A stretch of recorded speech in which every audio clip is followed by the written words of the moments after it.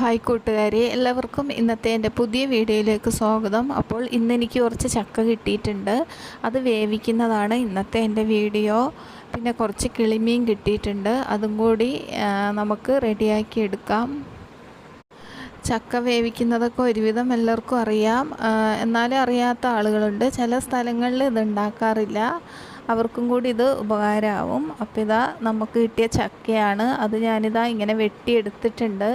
പിന്നെ ഇതാ ചുളകളൊക്കെ എടുത്ത് അരിഞ്ഞ് റെഡിയാക്കി വെച്ചതാണ്. കുറച്ച് നേരം നല്ല പണിയെടുത്തിട്ടുണ്ടായിരുന്നു.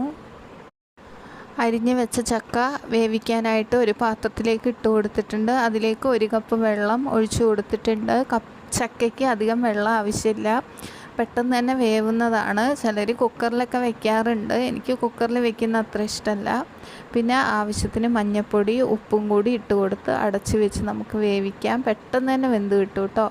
ഇതാ ഇപ്പം തന്നെ ഒരുവിധം ഇത് ആയിട്ടുണ്ട്. ഞാൻ ഒന്ന് ഇളക്കി കൊടുക്കുകയാണ്.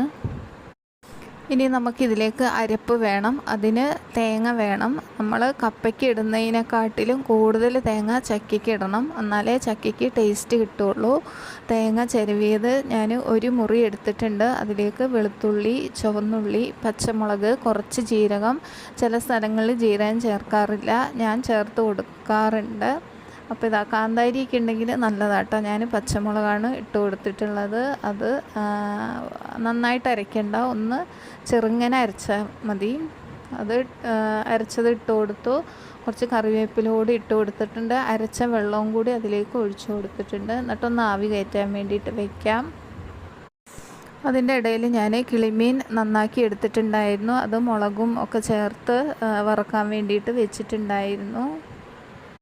പിന്നെ ഇതാ നമ്മുടെ ചക്കയൊക്കെ അരപ്പൊക്കെ ചേർത്ത് നല്ല രീതിയിൽ തന്നെ കുഴച്ചെടുക്കുകയാണ്. നന്നായിട്ട് വെന്തിട്ടുണ്ടായിരുന്നു കേട്ടോ. കുറച്ച് നേരം കൊണ്ട് തന്നെ നന്നായിട്ട് വെന്തു. നല്ല ചക്കയാണ്, നന്നായിട്ട് മൂത്ത അടിപൊളി ചക്കയാണ് കേട്ടോ. അപ്പോൾ ഇതാ കുഴച്ചെടുത്തിട്ടുണ്ട്. ഇനി നമുക്ക് കഴിക്കാൻ വേണ്ടിയിട്ട് എടുക്കുകയാണ്. ഞാനിതിന് കറിയായിട്ട് എടുക്കുന്നത് കിളിമീൻ വറുത്തതും മാങ്ങാച്ചാറുമാണ്. നാരങ്ങ അച്ചാറൊക്കെ ഉണ്ടെങ്കിൽ നല്ല ടേസ്റ്റാണ്. അതാണ് ഇതിൻ്റെ കോമ്പിനേഷൻ. അപ്പം എങ്ങനെയുണ്ട് നോക്കാം. അപ്പോൾ ഇതാ ഞാൻ ചക്ക വേവിച്ചതും മീൻ വറുത്തതും മാങ്ങാച്ചാറും കൂട്ടി കഴിച്ചു. അതിൻ്റെ കൂടെ ഒരു കട്ടൻ ചായയും കൂടി കുടിച്ചു. അടിപൊളിയായിരുന്നു കേട്ടോ, നല്ലൊരു കോമ്പിനേഷനായിരുന്നു.